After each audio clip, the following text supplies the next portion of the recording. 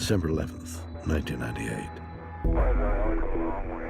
On day 9 of their mission to construct the International Space Station, the crew of Space Shuttle Endeavour is unpacking new hardware when they spot an irregular shadow floating some distance away. They quickly take photographs of the oddly shaped object, but its dark color makes it difficult to identify, almost as if it was meant to be camouflaged against the darkness of space. Astronauts took a picture of some unidentified object in space. Once people saw that picture, they were convinced that it was an alien spacecraft or some kind of flying saucer. But then that raises the question of what it might be. This really was something anomalous, because when you think about satellites, normally you think maybe about something spherical or about something obviously manufactured. But this is all sorts of odd angles and curved edges, like nothing the human mind could conceive of or design or build. After reviewing the photographs, NASA claimed that the mysterious object was simply a thermal cover that had broken free from the space station during construction. But given the bizarre shape of the mysterious object, there are many people who find that explanation a little hard to believe. Instead, they claim that the images are evidence of an extraterrestrial craft in Earth's orbit that is known as the Black Knight satellite. The Black Knight satellite is one of those really curious mysteries. And the theory is that this thing is like a sort of silent sentinel in space. And it's very difficult to pin down how this started. What's intriguing is nobody really knows where the name Black Knight satellite came from. We can't find where the reference suddenly came into Black Knight. But in 1954, one of the major newspapers in the US released a story about a gentleman known as Donald Kehoe. And he was a very well-known UFO investigator, ex-military. And he said there is something up there traversing the planet Earth on an orbit, and it's not built by human hands. But if there really is a satellite circling our planet, built by extraterrestrial beings, then it naturally begs the question, what on earth is it doing here? The best wildlife documentaries it's when the animals don't know you're there. Well, if Earth is being monitored, well, we're the animals, so it is an extremely logical step to park a satellite in orbit, up there in space, just watching, recording, harvesting information about us, and beaming information and messages about us back to the alien homeworld. When we think about the space program, we are doing the same thing with all the missions that we're sending out to Mars, with all the orbiters and even the probes at the edge of the solar system. Has an extraterrestrial civilization sent a probe to hover above Earth in order to spy on us? Perhaps. But some scientists argue that a better strategy would be to observe our planet from much further away, on distant asteroids that are known as co-orbital objects. A co-orbital object looks like a distant satellite of Earth, like the moon, but much further away. They were first discovered about 20 years ago. We know very little about them as objects. It's assumed they're asteroids. We estimate that there are several dozen of them at least, and the nearest co-orbital object is about 3 million miles away.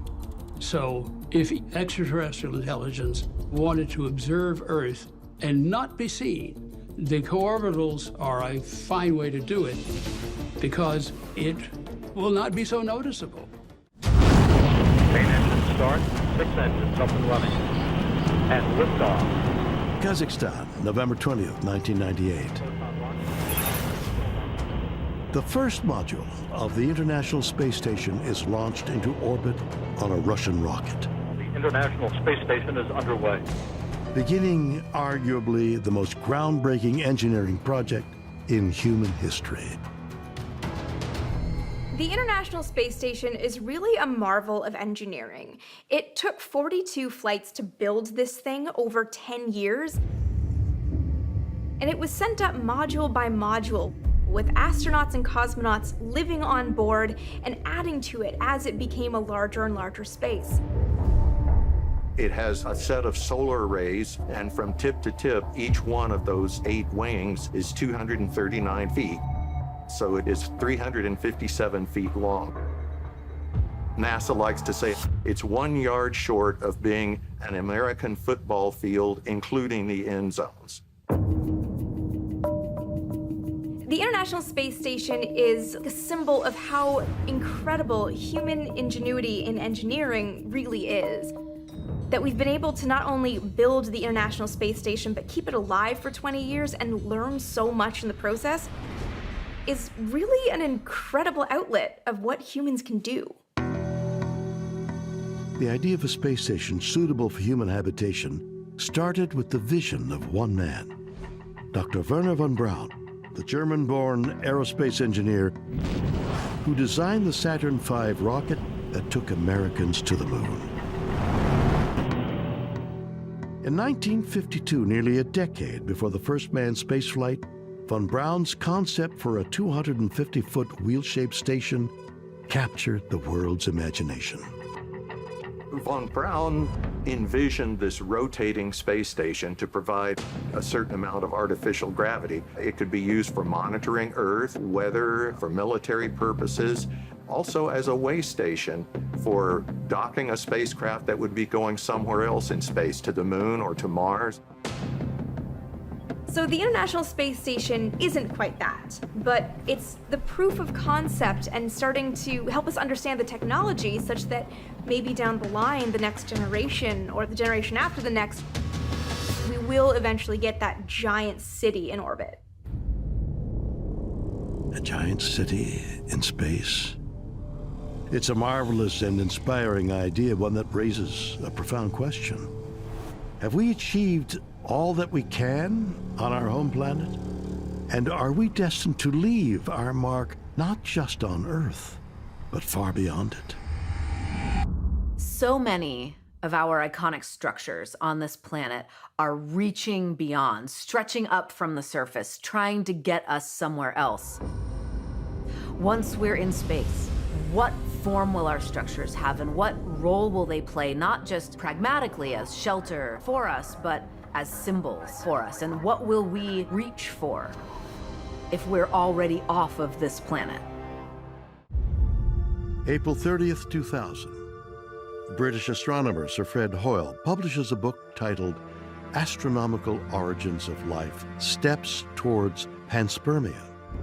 In it, Hoyle investigates the controversial theory of panspermia, which suggests that life on Earth did not originate here, but rather in space, and that asteroids carried the microbial building blocks of DNA to our planet.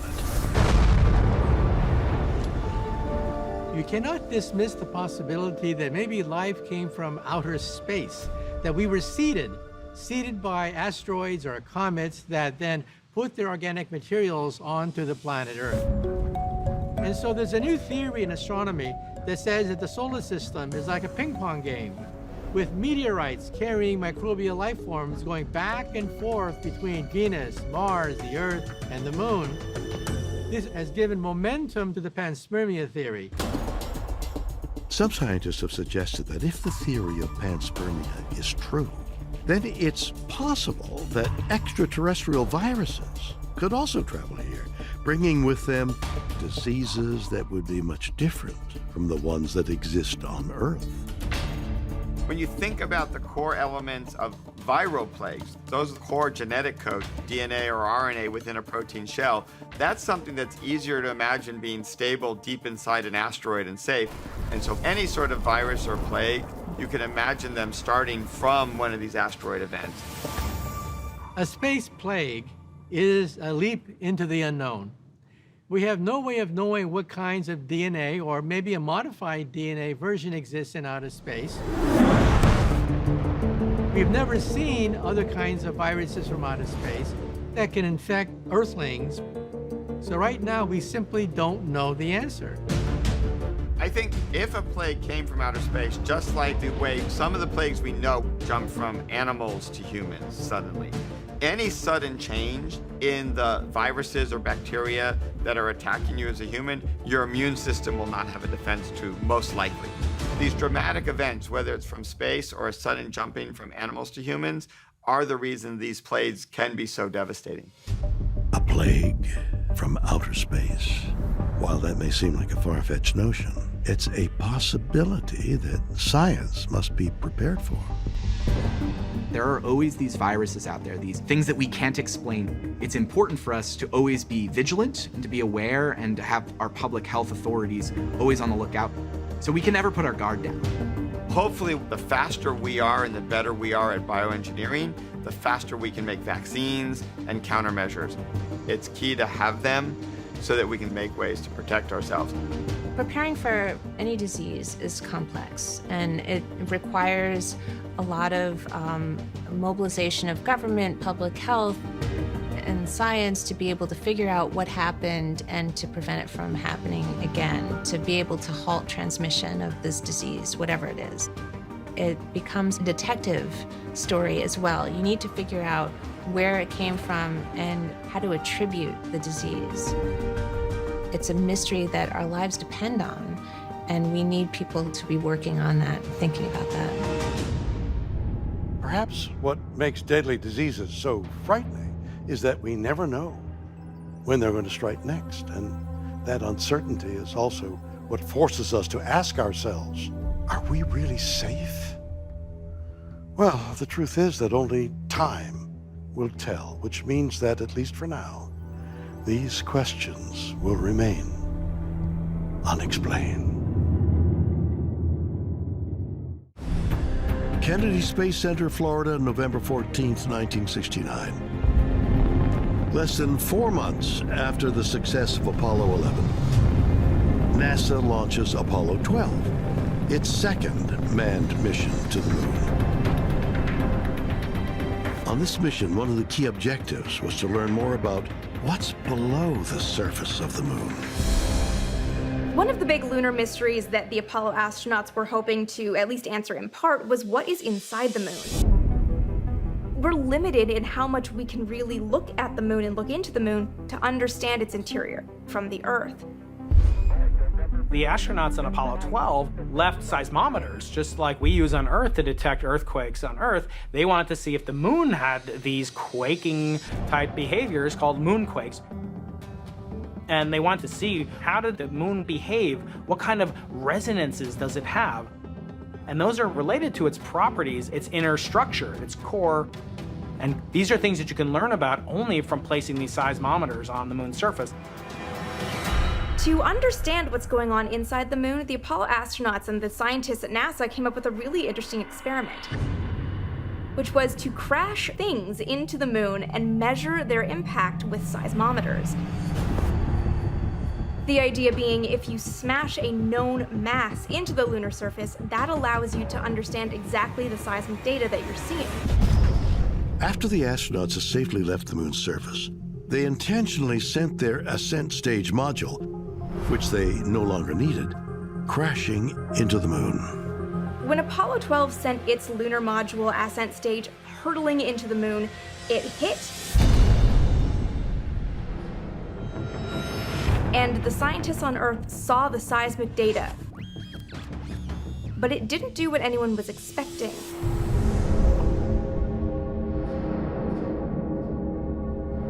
The signal seemed to be going back and forth inside the moon, almost like it was a bell that was ringing. And it went on for an hour, and no one has been able to understand why. The moon rang like a bell? The discovery came as a shock, and it opened the door to new, thought-provoking possibilities. the oscillations lasted for a very long time, much longer than we expected. And that's surprising fundamentally because we're just really used to the way the Earth vibrates. And the moon just behaves differently, and it let us know that the structure of the moon is very different than the structure of the Earth. Some people thought that might mean the moon is hollow. The moon basically resonated, and to put it the way NASA put it, it rang like a bell, which doesn't really make any sense if the moon is solid. Now, this can only happen if there were vast empty spaces inside the moon, where these sound waves would be bouncing around for hours and hours afterwards. It was not a result they expected. So it's possible what we're looking at here is that there are interior portions of the moon which are hollowed out. Did the Apollo 12 mission actually reveal that the moon is hollow? While that may sound like a far-fetched notion, many researchers believe that the answer is yes. And for further evidence, they point to a classified experiment that was conducted on the Apollo 17 mission in 1972. On Apollo 17, there was a NASA experiment called Chapel Bell, which was classified. If you think about the name Chapel Bell, it implies something to do with sound waves and the ringing of a bell, but nobody knows what Chapel Bell is. It's 50 years later, the test itself is still classified. There's a lot of secrecy that seems unnecessary, especially 50 years later. It doesn't make any sense. The only reason it makes sense for the Chapel Bell experiment, the separate experiment, to be classified is if the results were something extraordinary, something unexpected, and something that implied that the moon was far, far different than NASA had been telling us. What was the Chapel Bell experiment? And what were its results? Could it have provided more evidence to suggest that the moon is hollow? And if so, has NASA deliberately withheld this information for 50 years?